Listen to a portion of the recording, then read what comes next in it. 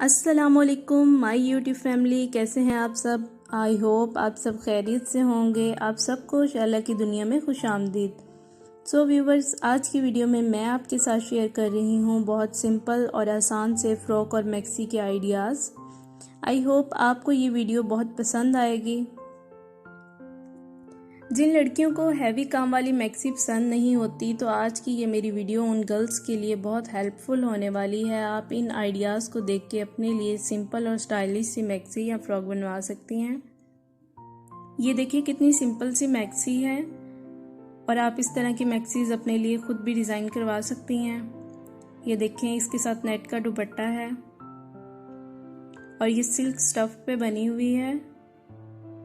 Video को last तक ज़रूर देखिएगा और कमेंट सेक्शन में बताइएगा आपको आज की वीडियो कैसी लगी। और मज़ीद ऐसी इंटरेस्टिंग सी वीडियोस देखने के लिए मेरे चैनल को सब्सक्राइब करें और बेल आइकन को भी प्रेस कर दें ताकि आप तक मेरी हर नई आने वाली वीडियो की नोटिफिकेशन पहुंच सके।